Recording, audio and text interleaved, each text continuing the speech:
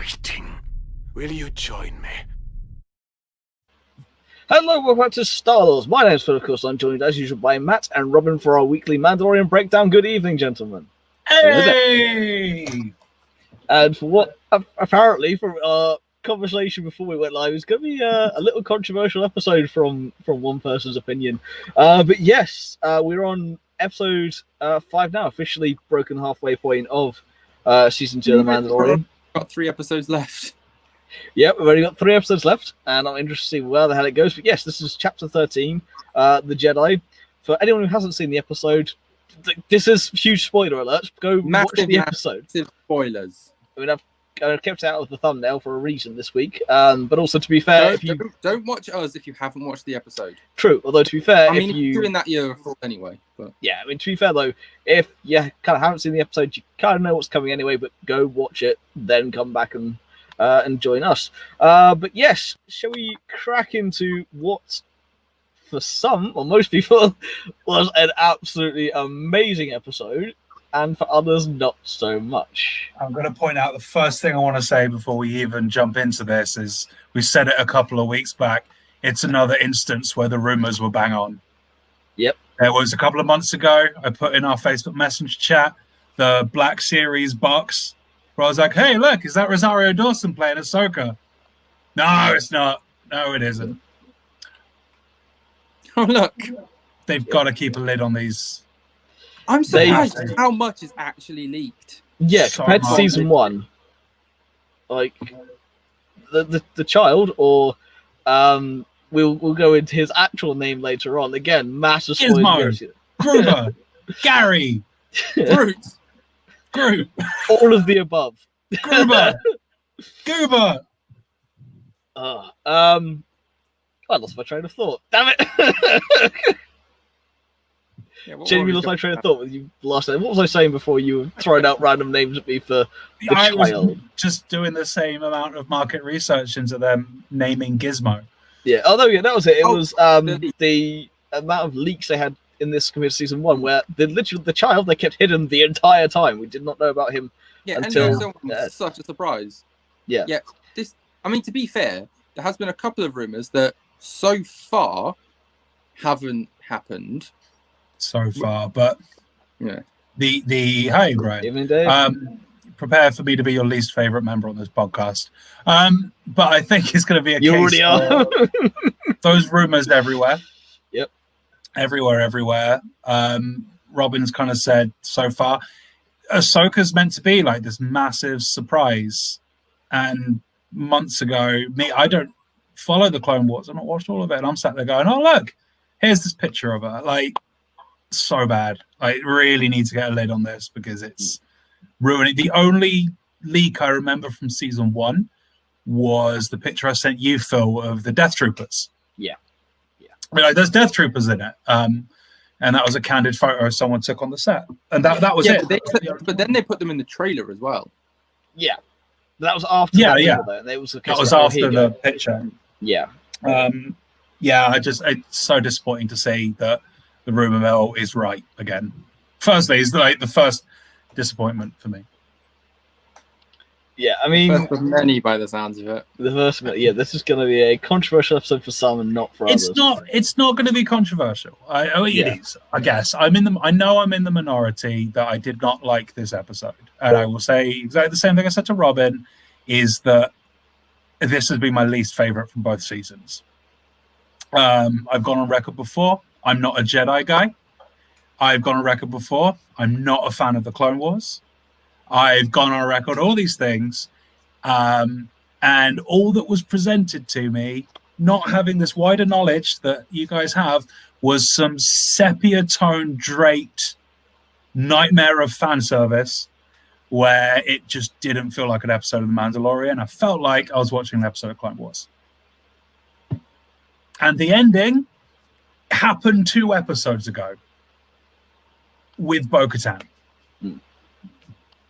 Yeah, I'm not to say I hated it, but it's been my least favorite episode now. Yeah. Absolutely my least favorite. So we've had this discussion in the last couple of episodes about whether it's become too difficult for people who haven't seen Clone Wars and Rebels to follow now. I know we've last couple episodes, Matt, especially, you were going, no, I think it's so far it's absolutely fine. This one, though, there are certain aspects to it I do think, okay, if you don't know your history, if you don't know Rebels or Clone Wars, you will not understand this. So it's quite, because Robert and I had a dialogue about this a lot earlier on after I watched the episode. Yeah. It's because if this had been some totally unnamed Jedi, I've heard of Ahsoka Tano. I don't know about Ahsoka Tano. If it had been some complete random, I could have probably accepted it. But what was really clever with Bo-Katan was they stitched her into the story established in season 1, sorry. They pulled her into Gideon and the Darksaber, which made sense. And of course, the end of this episode is, and I think I said to you, Robin, last week I was talking about ambition. This week, it feels like overreaching. It's like, we're just going to throw another name in now. At least before, I was like, I know who Gideon is. This time I was like, oh, that just carried no weight for me at all. Yeah! Yeah! Give me more bounty hunters and less Jedi. But I genuinely, for my point, I don't know a lot. We're going to get to that point of who this person is and everything, I'm sure, but I don't know a lot about the guy. And all I can think is, but Bo-Katan did that 2 episodes ago. And it ended the same, and I thought that was really lazy. Like, you'd think they would have watched each other's episodes before editing. Well, it all would have been written first, and then they would have compared script notes, so you'd have thought they would have done it then. You hope so, because it's the same ending with another character from Clone Wars. Which is just, man, I don't know. And the whole sepia tone really wound me up, because at the end of the episode, when everything was okay, it was gone. And everything was normal colored. I was like, oh, so the Magister made everything sepia? Is that her special Beskar spear powers? Yeah, I mean, that's very much a cinema tool. It's a trope from Rebels where everything is kind of sepia until literally the very last episode.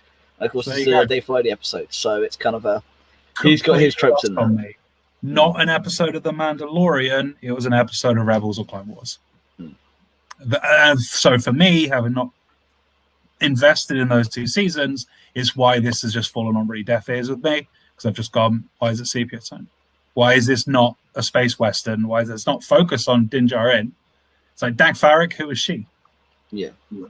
But you guys rave about it. You're going to love it. This has been my least favorite episode. No, this is the thing, though. This is why I like having different people to talk to about this episode, or Star Wars in general, is I like the different opinions.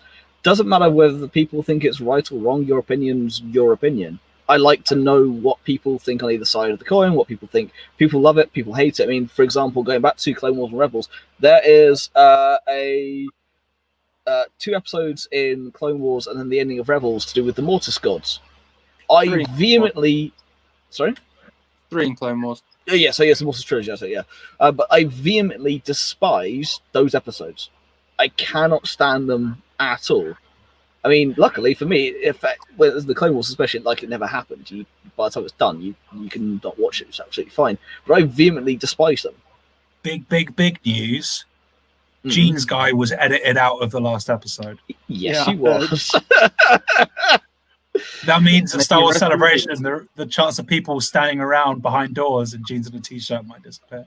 No, it's going to get even more. It's going to get more. Oh, yeah, it's more intense. I don't know. I think for me personally, I thought the last episode was better. But the last episode, I think I said this to you, Robin, was the last episode was original trilogy, Star Wars. Yep. This was Clone Wars. Yeah. So let's go. I've got my disclaimer out of the way. Yeah, you got this out of the way. So as I said, spoiler alert for what's happened. Yeah, we are of course talking about Ahsoka Tano, who, the rumors have been flying around for a while. The rumors especially were Rosario Dawson playing her. We talked. Her picture was on the side of the Black Series lightsaber box. The thing is with that, they've done it with Asajj, they've done it with all the Rebels characters. All the animated characters. They have done a likeness for live action. It is just uncanny how it looks like Rosario Dawson. It's just a little bit. They managed to do it based on the person playing her in live action. It's a coincidence. It may not have been, of course, now as time has gone on, it may not have been a total coincidence, but They have done it with every single other character, which means you never know, Robin. You may end up getting your live action hero after all. You never know. I think he's going to, judging by this episode. We better do. I think he genuinely will. think I'll fall out of my chair if I see her on screen. I think you're going to get it. I think the country will hear my scream of joy. I'm going to have to wait 2 seasons for Boba Fett to do anything. You'll You've been waiting 40 years for him to do anything. All he did was grunt at the camera. That's all you're getting. He didn't even grunt. He didn't say a word. Maybe Mando's we're lost used to his Boba armor. Fett not saying much. Yep. Maybe the armor's vanished because it's not on the beat-up Razor Crest that fell apart and flew through space. No, he put it in. You remember in season 1 when he had the weapons locker? It's in their locker. But did that not Yeah. get eaten by spiders? No. The Mon Calamari stole everything. I mean, that's Just likely, find fishnets. but the Mon Calamari stealing the armor is likely. There we go. See, he's lost the armor. Right, let's go into the episode because I know we're on a time constraint. We are on time constraint tonight. Let's Yes. So, talk.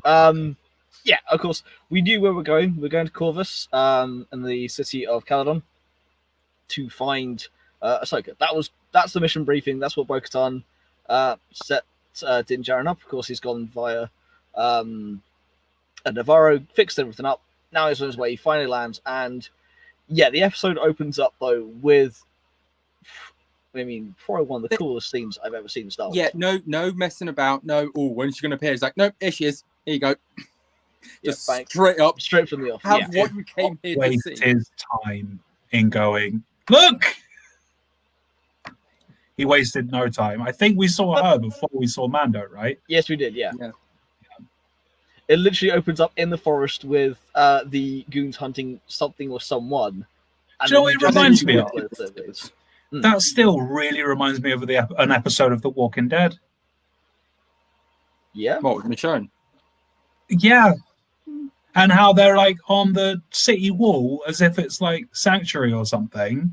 Mm. Maybe I was that's thinking what... more, what was it, Signs, where you've got the aliens running through the crop fields. No, there is definitely a shot later on that is very Signs. Yeah, so you got Batman, Space Batman, Batwoman. I mean, to a point. Robin has said it. He's right. Yeah. He's got the point of it's on a cow. She does. Yeah, she does indeed. Oh, yeah, no, it's no fuss. It's no tease, because the rumor I'd heard she's only going to be in it for the last 3 minutes. That obviously is not true. She, of course, is in it for the whole episode. But yes, opens up with her slaughtering all of her would-be assailants and getting to the city gates of Caledon, where basically is a case of the magistrate going, yeah, if you want to come in, you want to help people out, that's fine, but I'm just going to kill them before you get here. I'm not telling you what you want to know, I'm just going to kill everyone. And it's brutality, and it's not what you expect from Star Wars. It reminds me that, as we found the Clone Wars, this is why I agree, Matt, it is a very much a Clone Wars style episode. You cast your mind back to the Zygerian slavers. Is that very much people in the wrong, she needs to free them, how does she go about doing it? Also, the bit in the fog was very Umbara as well. Cool. I get this. This is my problem. All of this was lost on me. All of it was lost on everything you're talking about. I'm just like, it's foggy. She's going to murder a load of people, and she has white lightsabers for some reason. Yeah, but you have to admit, it was cool looking. The sepia tone really bugged me. No, Like, I I didn't have to be even honest. notice the sepia tone. I was on that like straight off.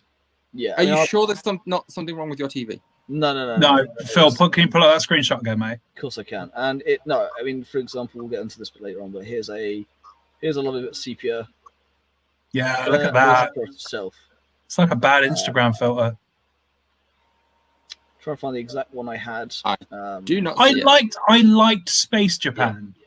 Space Japan was cool. Yeah, it was very feudal Japan. The annoying thing very is, much. I spent half the episode trying to find the word feudal. I was like, this is very old. Japan. What's the word? And even on my rewatch, I was like, what is that word? And like halfway through my second rewatch, I just yelled out at the screen, feudal. Yeah, it's very feudal Japan. In Wicked. Raw 5, well, yeah, I agree. It's very Umbaran. The Umbaran arc for the Clone Wars, if no one's seen that, is my favourite arc by far. And it's Really? because You've never it's the said most that brutal. before? I have, but I don't know actually if Matt knows that. In terms Nope. of, okay, so the Umbaran arc is by far my favorite arc in the entirety of the Clone Wars.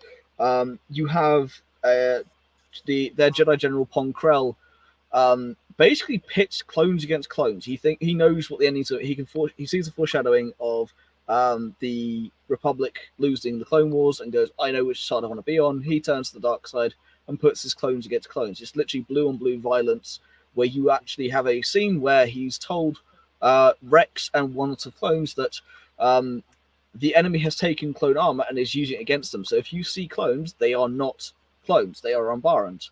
The other lot were told the same. Horus Heresy. Oh, it's very Horus Heresy style. Yes, That's the Horus Heresy. it is very much. I know this story. Yeah, it is that. Where's This is with the Clone Wars. Fulgrim? Yes, no, this is very much that, but in the Clone Wars. So it has a very similar feel to it, especially the lighting, and especially with the fog, and just it is. Yeah, I agree. It's very Umbara, and I like it probably for that aspect. But yes, the sepia tone though was overdone for me. But I do agree though. It's fair enough. I mean, again, I like Robin. That's because you live in like the 1920s. Everything's sepia tone for you. Why do you think I live in the 1920s? I didn't know it was sepia tone. Outside is yellow. Look at those penny farthings. Oh, dearie me. Hey. No. Oh.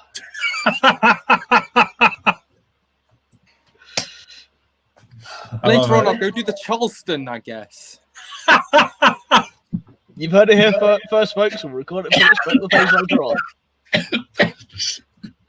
I love it.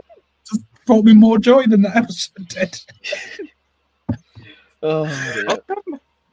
Oh, Of course, so she does get her city gates, meets this magistrate who tells you have one day to either give up or we kill everyone. Ahsoka's not going to take it standing down. We then get finally introduced into the episode, Mando and the child as they land. He knows exactly what he's looking for. He'll rocks up to the city.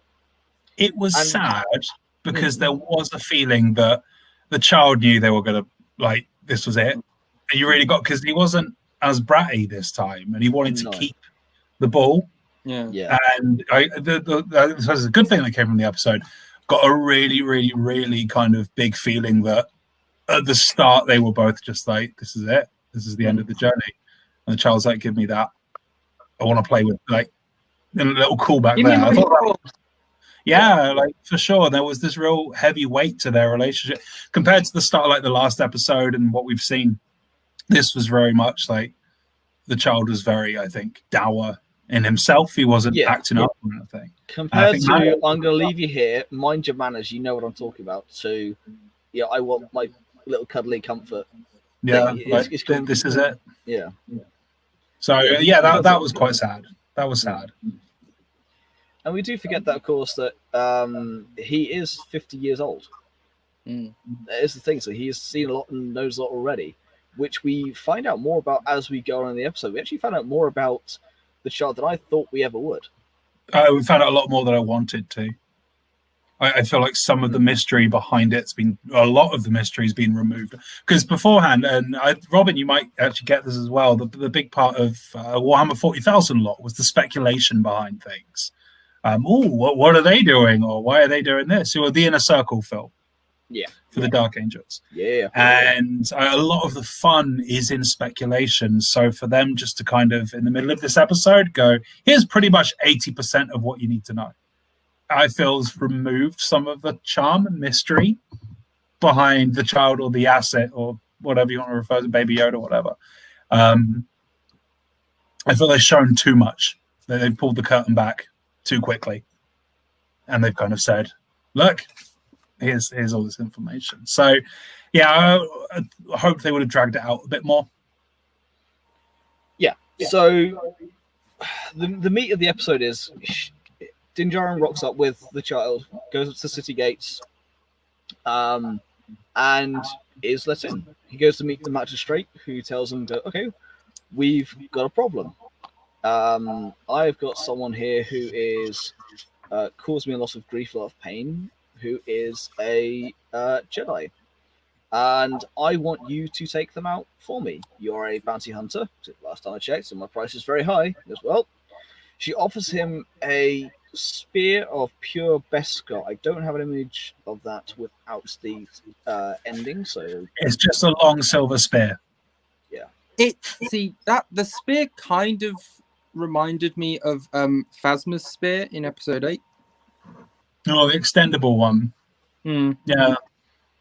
Oh, part of me kind of thought, hold on, is that Phasma's? Because there is a bit you do see, like on the spear, you see like a little bit that looks, it doesn't look like one long bit, it looks like a bit that's like put screwed together. Yeah. Although Phasma's though is a pure pike, whereas this actually has a proper spear tip to it. Although to be fair, I wouldn't really recall much about Phasma because I just delete that memory of my point. I would have liked some more hesitation from Mando to go after a Jedi, because it's been very, very established that he knows nothing about them, which annoys me. But at the same time, it was kind of like their goals were the same for different reasons, obviously. But he was like the super convenient. Yeah, he was basically using her to get the information he needed. Yeah, but if he's been brought up being told they're enemy sorcerers, and what do you know about the Jedi? Nothing. The chance to go and hunt one down, I think, is more the angle he's playing at. But yes, to him, it is very convenient. That's what he needs. That's what she wants. Kind of thing. Yeah, it was a little. I mean, yeah, the magistrate is what we call a plot hook, effectively. That is what she is for both the beginning. She was cool. She was cool. Really I liked her. I like the fact she has HK assassin droids. That's so now HK 87s. 87, yes. Now HK 47, for those of you who may not be aware, is the assassin droid from the Knights of the Old Republic video games, and he's one of my favorite murder droids of all time because the way he goes about life is just hilarious.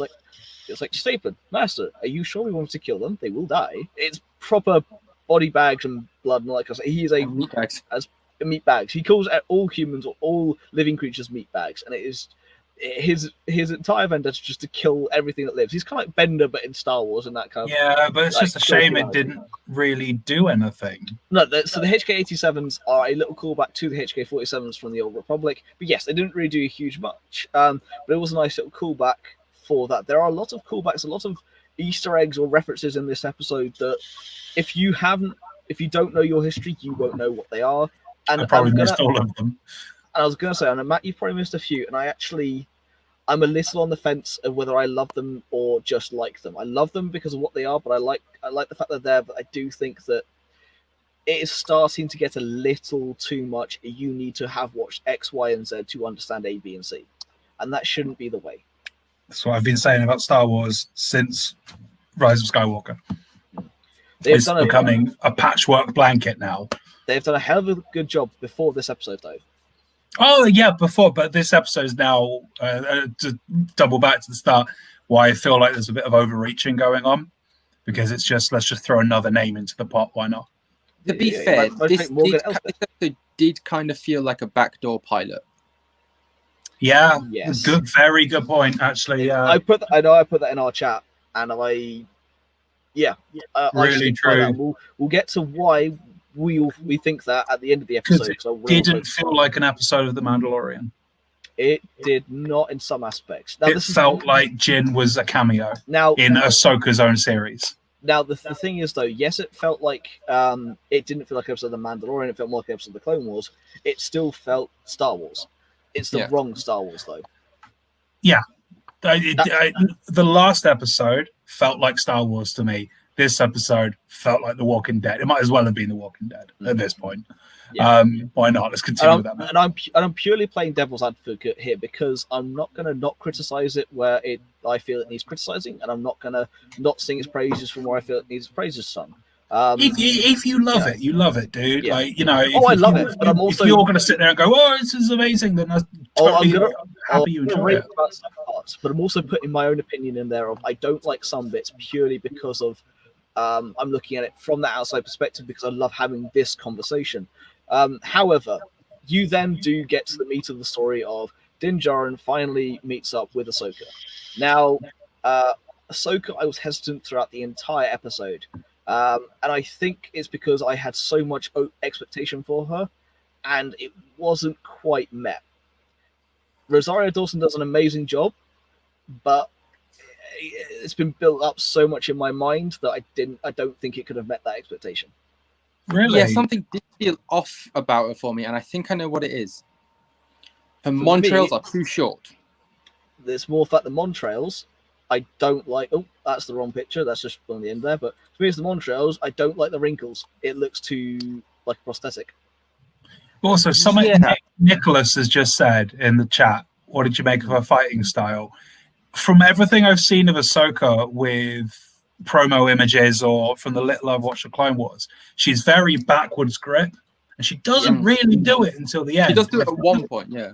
Yeah, it's like one point, and I'm watching it going, but this is someone who's known for the backwards grip style. She usually has her right hand is usually forward, her left hand is usually back. But she wasn't doing it. No. She did it once, and for a signature style, it's like Obi-Wan's.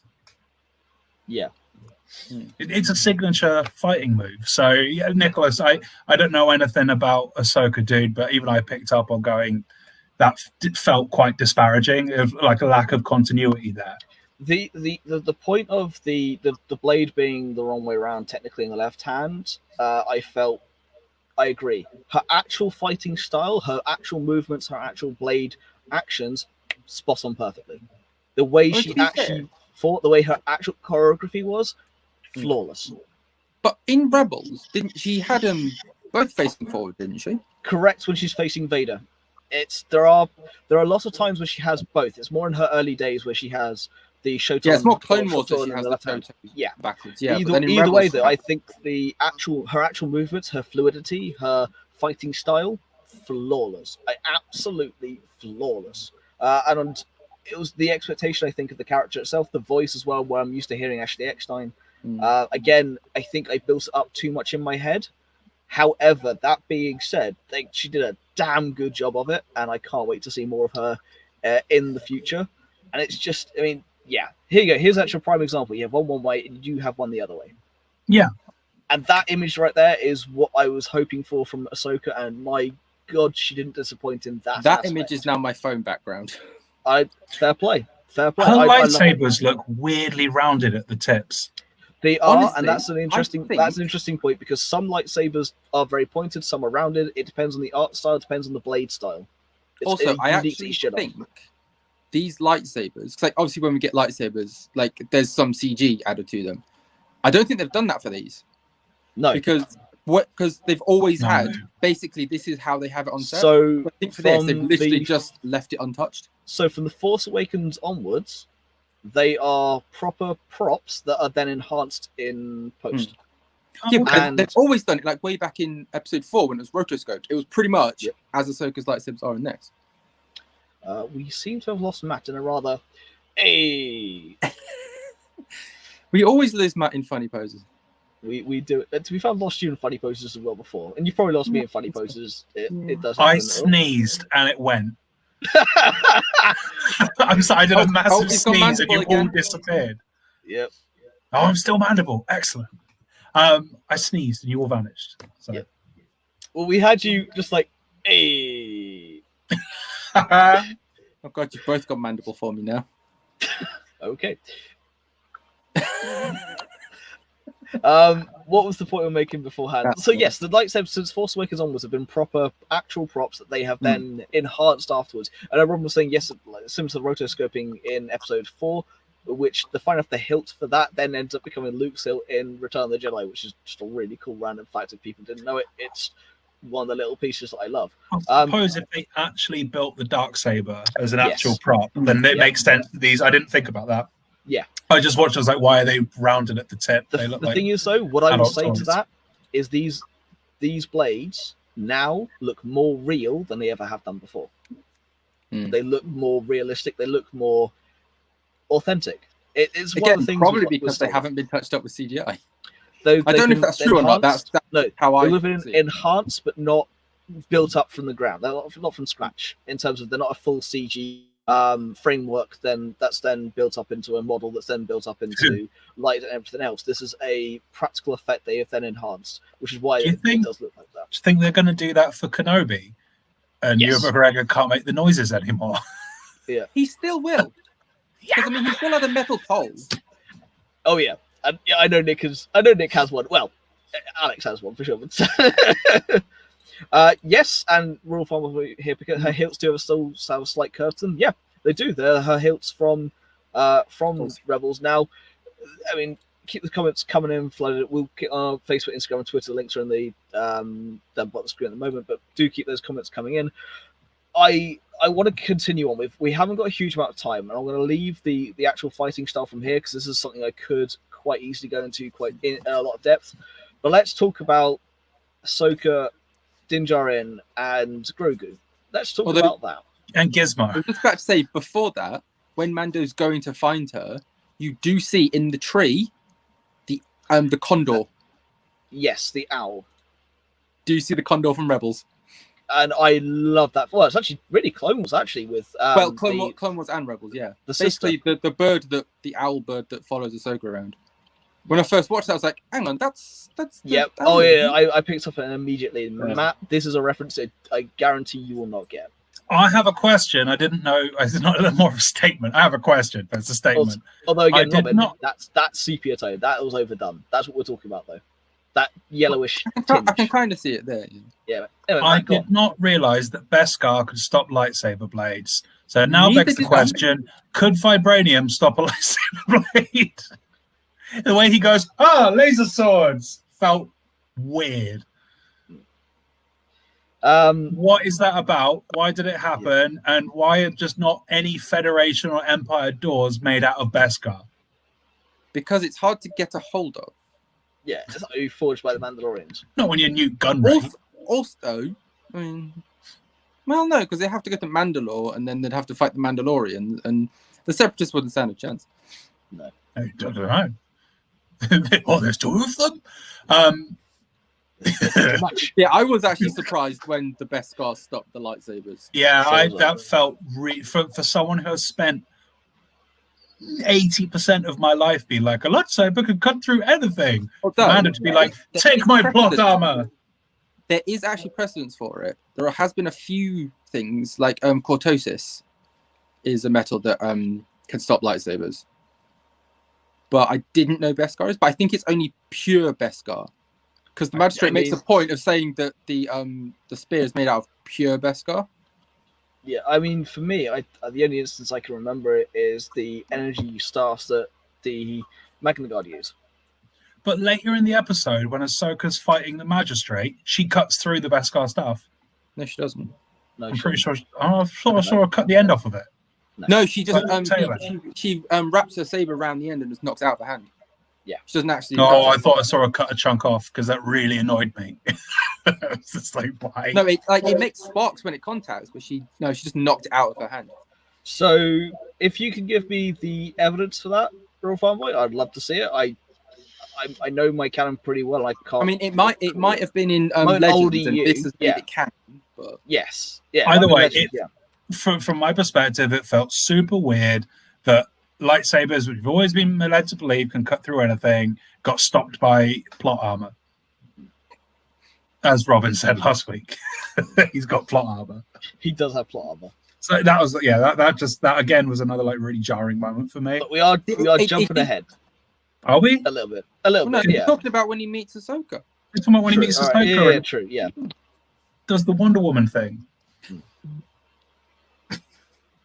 I mean, it's Wonder Woman's thing. She stops things with the gauntlet. You're talking to me.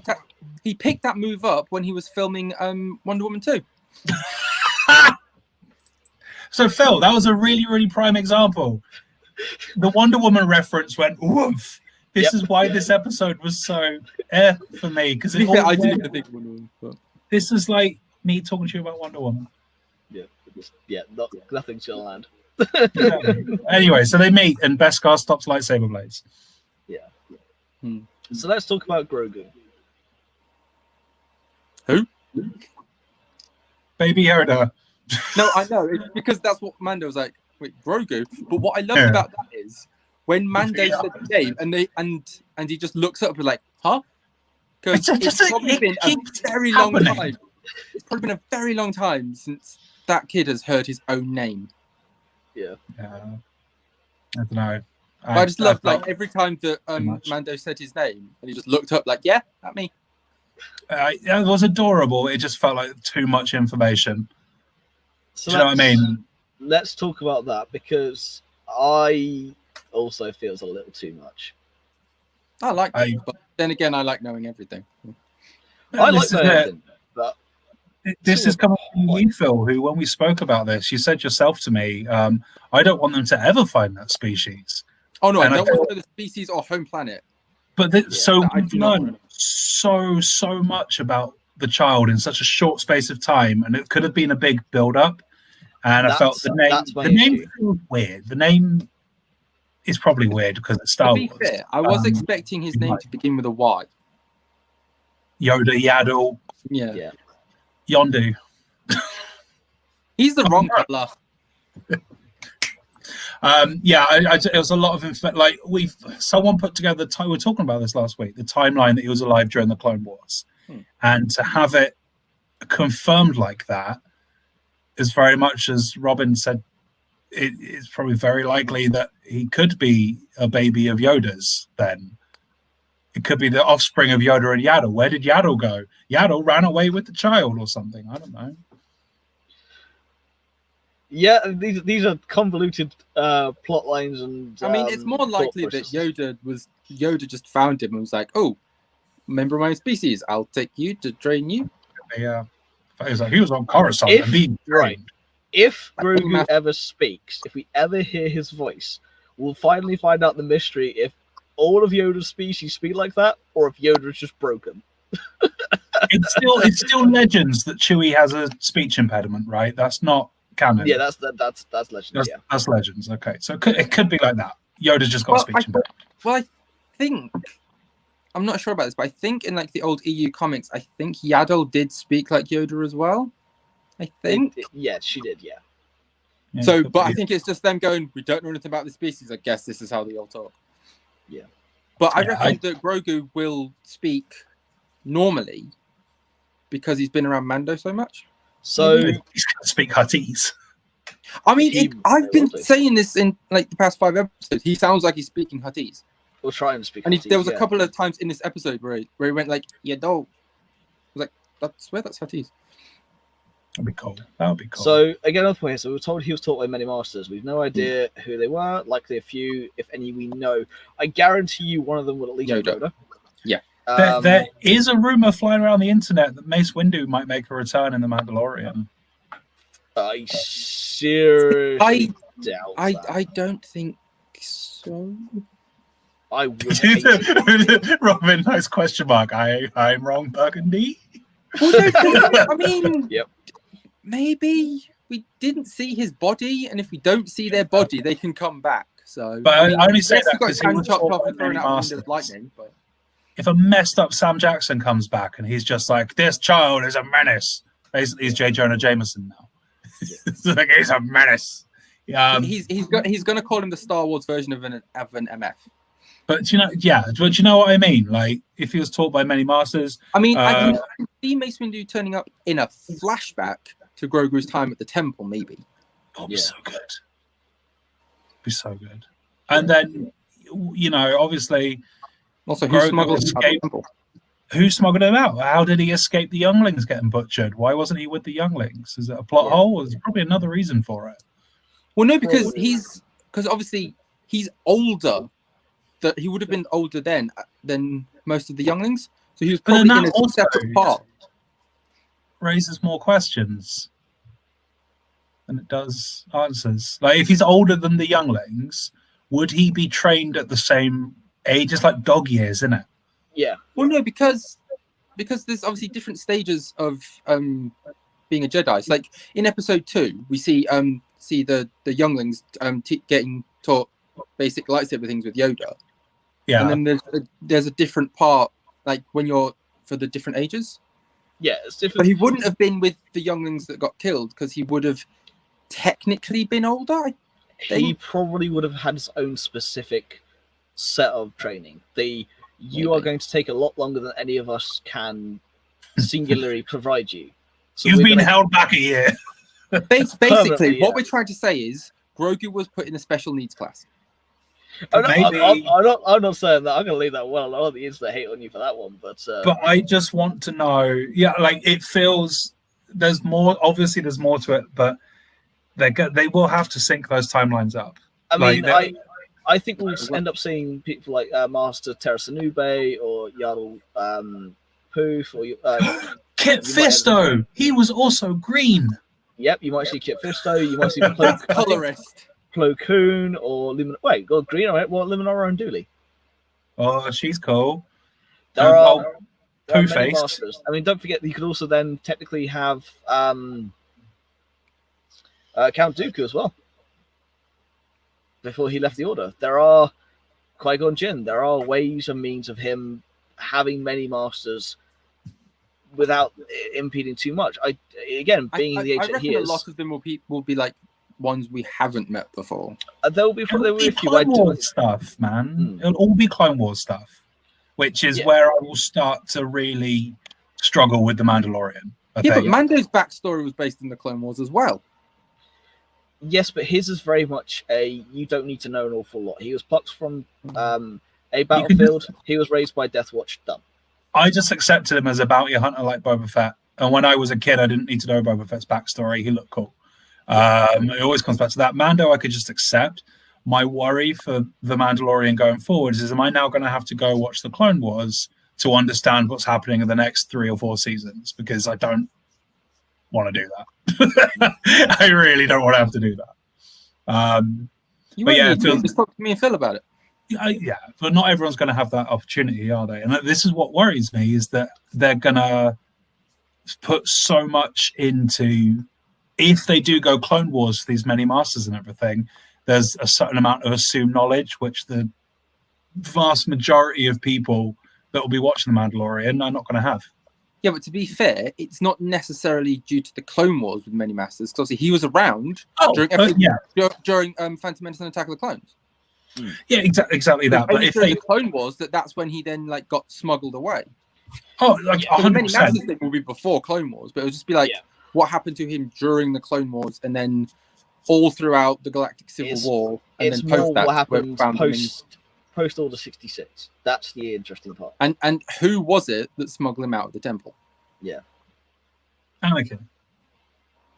No, because if it was Anakin, Ahsoka would have known about it. Palpatine. I'm going to need you in the future to donate blood to my clones. But why would he do that? He would literally just take his blood there and then. I don't know. I'm spitballing. I know. We'll find out. Maybe it was a clone. It could have been a clone. Could be. Maybe it was a clone that Order 66 didn't work on, and he was like, right, I need to protect at least someone. I'll take this little baby Yoda and I'll smuggle him away somewhere. Maybe when Mace Windu got flung out of the window, he was under the cloak. So all during that fight with Palpatine, Mace Windu had the child in his robe. Yes. Pocket. Yes. I mean, all through any fight Din Djarin's had, the child has been there, whether in a saddlebag or a metal egg. No, he specifically puts him down somewhere else so he can fight. Yeah. I mean, I know Mace Windu's a bit of a dick, but I doubt even he would just be. It could be anything. When he hears his name for the first time in probably decades. But again, I think this just coming back onto track, I guess, has put Rain kind of back in for you guys. The Many Masters thing, as you said, Robin, this feels like a backdoor pilot. That wasn't what I was referring to. No, the bigger backdoor pilot comes later, but it could be. This is another avenue to be able to go, we said this last season, let's do something with it. I mean, to be fair, that might get live action Clone Wars. He's been taught by a load of people because reasons. I mean, to be fair, also you go through a few masters anyway. So there's also more important things to focus on though than his name and where he's from. The more important thing to focus on is Ahsoka's unwillingness to train him because she fears. She senses his fear. She senses his because Ahsoka has become half Yoda, half Luke. Yeah. Oh, Literally, there was two very makes sense. specific times in this episode, in this little bit, where she was very Yoda. The first one, when she was talking about the Force, she pretty much quotes him, saying it's an energy field that surrounds us. Yep. And then when they do the bit with the rock, and she holds his hand and says, "I sense much fear in you." Literally, as she said that line, Yoda's version of that was in my head. Because Ahsoka was very much Yoda in this episode, and then with the whole afraid to teach him, very much Luke in the sequels. I liked that Mando, despite saying "May the Force be with you" a couple of times in previous episodes, finally learned what it meant. And it's like a kid who's been using a word and doesn't understand what that word is. And that's what it means. Oh. It's like me when I was a kid and I had no idea what compensation meant. Right? It's exactly that. It's like you go and may the compensation be with you. And then when you're older, someone's like, no, compensation is this, Robin. And you just go, like, I knew that. Oh, that's what it meant. I was just saying it because I'd heard other people say it. But we if you ring your insurance company, that's how the phone call needs to end. May the compensation be with you. But that's how we're going to end every episode. In the previous episode, like I felt it was really plot holey that Mando didn't know who the Jedi was. And so in this conversation where he doesn't know what the Force was, I was like, oh, come on. Yeah, but again, he was brought up by, like, I think it's like towards the end of the Clone Wars. And even during the Clone Wars, people didn't hugely believe in the Jedi. We won't get into that now. But I think if the Death Watch being so anti-Jedi, he would know your enemy. Like the dude can speak Huttese and Tuscan. And he's meant to be a really well-traveled guy. That's a side note. Let's carry on with the episode, Phil. We have got a huge amount of time left on the clock, guys. I don't know if you noticed, but time is ticking on rather fast. And I want to get more into not only because what I want to get is the inconsistency thereafter. She is unwilling to train him, but then agrees to train him if Mando agrees to help take down this this city, this magistrate who's in command. Didn't she also give up the way of the Jedi? Yes. Did you tell me that before? So why would someone that's given up the way of the Jedi not want? She doesn't technically say she's a Jedi at any point. No, but if you've given up that life, why would you talk to someone about training someone? Yeah, it's a very. This is what I might say the inconsistency.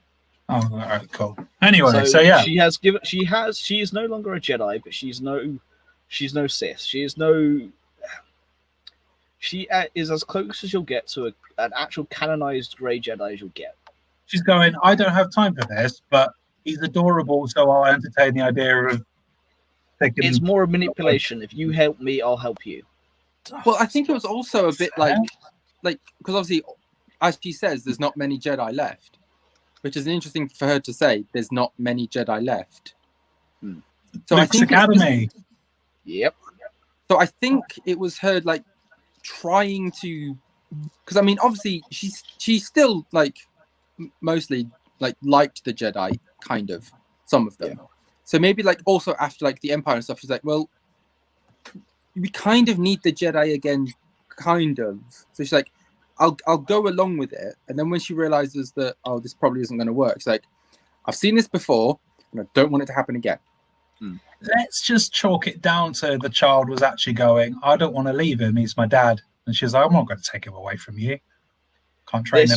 This was the interesting conversation that she then had with Din Djarin when she's like, look, he won't listen to me.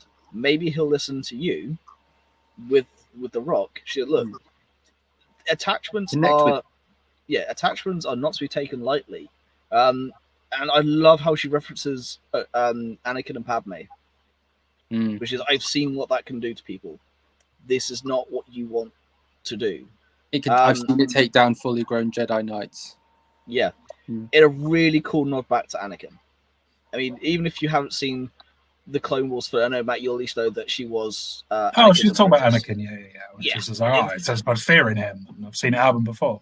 Yeah, it's a really subtle as my laptop tries to fall over, but it's a really subtle way of referencing everything that she's done with Anakin. It's a glossing over, but without glossing over, if that makes sense. We'll then, of course, get to the. So I actually think this episode should be called The Siege. I don't know why the last episode was called The Siege. Yeah, it wasn't really a siege. It wasn't a siege. Because they laid siege to an Imperial base. Laying siege is different. Laying siege is like you camp around it and you. Wait That's for them not how to a start. siege works. That's not how the Force works. Anyway, point is, they then do go and take it down. She's well, a Mandalorian and a Jedi together. No one would suspect that. Yeah, exactly. She walks in, of course, and lobs down his Beskar pauldron. Hold up. Mm-hmm. Is it Mando who says a Mandalorian and a Jedi together? They'll never expect that. Yeah. Yeah. So someone who has no idea about what the Jedi is and doesn't know what the Force is turns around and says a Mandalorian and a Jedi together. No one will expect that. Because a lot of people, even the magistrate, literally said Mandalorians and Jedi are hated enemies. Yeah, enemy sorcerers. Remember, that's what he was told by. It was like a massive plot hole for me, but continue. Yeah. They won't expect it. Let's go attack the village. Yeah. Well, actually, when he walks in, he said, "Did you see anyone in prison?" He went, "Yeah, I saw 3 people who you see literally just throw up in lightning cages." Mm. The lightning cages were cool. They were grim. Yeah, at one point when it shocks the dude, you actually see his skeleton. Oh yeah, it's brutal. Yeah, it's pretty cool. But I like that. I mean, I like brutality in some aspects, but what more means I like the present danger. I like how, again, it harks back to the Clone Wars with the Zygerian slavers. She does not like people who mistreat other people. She wants everyone to be treated equally in a galaxy that isn't fair. That's cool. At this point, it felt like the episode in last season where they were on the spaceship, where all of the magistrate's guards were being hunted by Mando. A little bit, yeah. Which is cool. I liked that episode. Yeah. And this is where we get the science shot I mentioned, where just going through the buildings, and then you literally just see us just walk past. Yeah, and it's I don't know, I can't remember the name of the actor. I did look it up before I came. I've been so busy today with unfortunate instances. The guy who Mando originally tries to talk to when he walks into the village, and he kind of helps him out. We've glossed over that, but it's a minor subplot, but it's kind of cool that reference to the back. Yeah, they end up taking down the magistrate. You have her second in command chatting to Din Djarin as who was played by Michael Biehn. Let's not forget. Name escapes me. He's been in Terminator. He's been in Aliens. He's been in a lot of things. One of those in everything actors. Yeah. He's Kyle Reese. Yeah, that was it. Yeah. Which at first I didn't realize it was him, and then in his second or third show, I was like, "Is that Michael Biehn?" And then he spoke like, "Holy crap, that's Michael Biehn." Indeed. So you do have underused. Backwards force between the second in command and Ahsoka and the magistrate. Again, we haven't got a huge amount of pictures for that. Really couldn't find any, annoying. It's hard to because there's some good shots in that fight. There are indeed. So then they zip forward and they go fight on the bridge in the Zen space feudal Japan garden. In this place, yep. Yeah. Mando does really cool gunslinger stuff and nails a droid in the head with a blaster. And then they fight. Ahsoka disarms the magistrate, and then she says, I'll bring it up. Oh, this line. Where is Grand Admiral Thrawn? 2 episodes ago, Bo-Katan went, where is it? While holding a knife to someone's throat. And this is why it feels like a backdoor pilot. This is the backdoor pilot moment. This is what feels like a backdoor pilot for the Hunt for Ezra series. Yep. Completely agree. And the thing I said earlier on, I probably said it to both of you, is that last week I was going, this is really ambitious to tying everything together. This time this just feels like overreaching. Like 2 episodes ago, you had Bo-Katan. At least a character from the Clone Wars was referencing something in season 1. So it's something you're familiar with at the point. You're going, it's the Darksaber, it's Moff Gideon. I know who these people are. This is, again, I don't know Thrawn. So I was like, I've literally just seen someone do that. Someone who knows who Ahsoka is did that 2 episodes ago. And now you've just done it again. It's the same ending. which feels really lazy to me. Phil's eating something. He's not answering, Robin. Do you want to fill the silence? I'm thinking, wait for. To be fair, I actually wasn't expecting her to mention Thrawn, which, considering things, I'm surprised I didn't think Thrawn.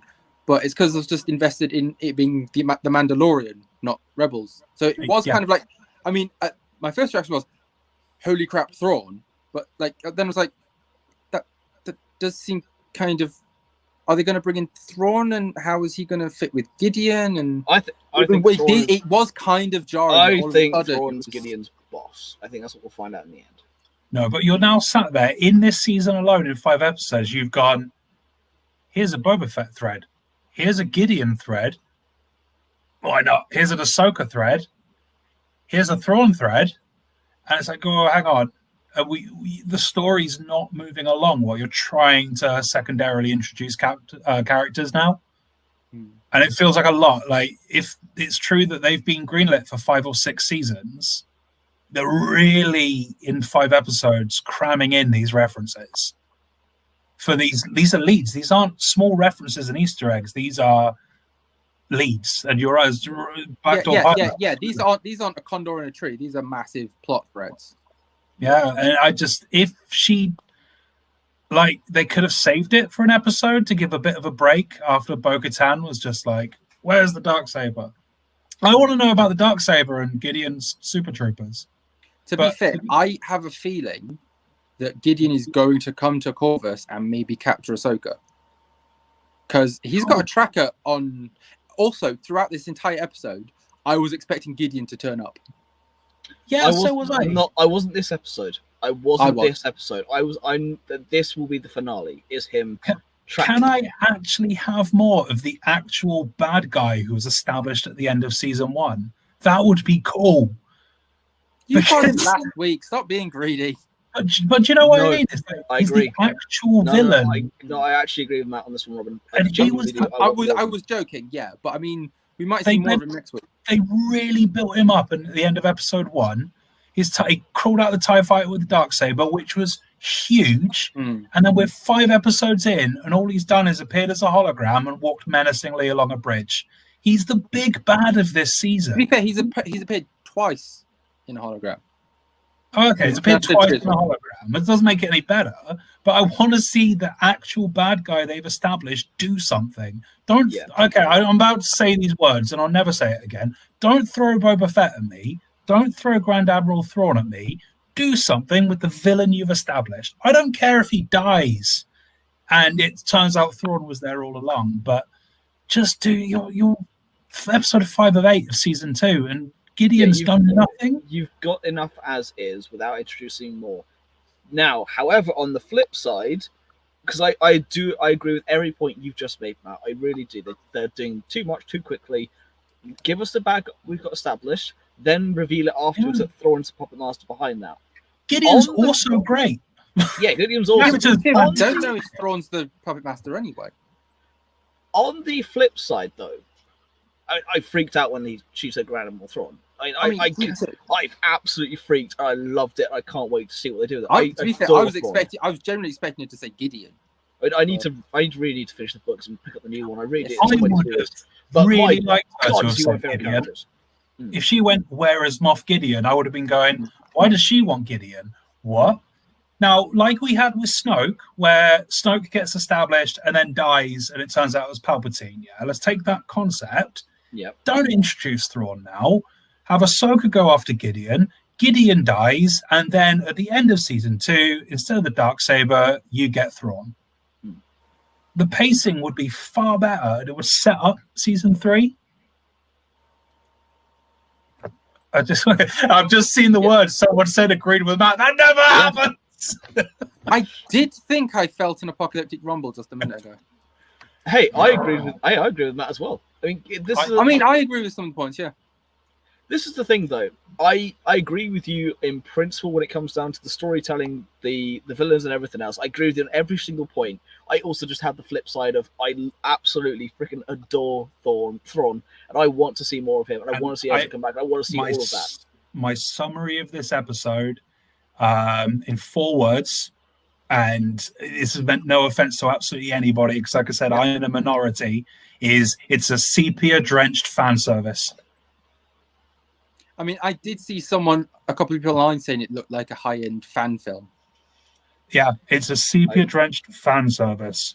It's not The Mandalorian. It's Dave Filoni going, here's all the things you want. I don't want any of that. I'm watching it for Gideon and The Mandalorian and Carl Weathers and Gina Carano. Yeah, I've got the name. Beef Cargo and Cara Dune. Yeah. I do hope that Filoni isn't going down the Anakin route, because he is the chosen one. Yep. And I just hope he isn't going to end up with his limbs falling off in a lava pit. This episode, like last week, I said this is really ambitious. They're bringing Snoke in. They've mentioned midichlorians. This is great. This week, I'm now going, this is overly ambitious. Do something with what you've got. You don't need more toys. But also on the flip side, we haven't seen the end of the season yet. It might all make sense. But just stop railing Gideon at the tail end of seasons. It might be because they're building up to him doing something really bloody awesome. Look, I'm aware of the time. I'm aware of my function here, and I want to bring this episode to a close with one particular point. This episode, although great, has a lot of flaws. I love what they're doing. I love where they're going. I love the backdoor pilotness in terms of the reference. I don't like how it's been done, and this episode could have waited. Is episode 5 season 3 going to be disappointing, much like episode 5 season 1 and episode 5 season 2? Is episode 5 season 3? It's going to be the Dave Filoni episodes, isn't it? It's the cursed episode 5. It can't be, because Filoni is the chosen one. Ironically, Empire Strikes Back, best film, episode 5. What happened there? I mean, Return of the Jedi. But it's ironic that episode 5 of the films is the most highly regarded one. Yeah, I don't know. Like we said before, I know we got to wrap up, but season 2 is mirroring very much the plot lines of season 1. It is another episode 5 that's divisive. Too much so far. I look forward to seeing what they do. I give Rosario Dawson props because picking up the mantle for Ahsoka is not easy. Matt, I know you don't know a huge amount about the character itself, but you know she's highly popular. Rosario Dawson, I know, is a great actress. Yes, for sure. When I first heard the rumor of her being cast, I was in two minds of it. Yeah, this is the thing. So I was like, because I was thinking, Ashley Eckstein for the voice and stuff, but not the point. Matt, at least you know how popular the character of Ahsoka is. Yeah. It was a big weight for Rosario Dawson to take on, and as much as we can pick things apart, at the end of the day, we are just 3 fans who've just watched the show and just talking about it. I think she's done a fantastic job. I look forward to seeing the episodes 6, 7, and 8. I do just think they did a little bit too much too quickly and too many references in a short space of time. We didn't even talk about the Loth Cat. That was a reference that really just didn't need to be there. This is Filoni's episode of the Loth Cat. Yeah. It's got a Loth Cat, but we've seen it on so many planets now, it's not even just a Loth Cat, it's just a cat. I mean, we first saw it on Coruscant, so... Yeah, true that. They just need to give me the Millennium Falcon. That'll make me happy. It's just in a background shot. Just give me the Falcon doing something. Yeah. I'll be like, oh, I'm happy now. I'm going to end...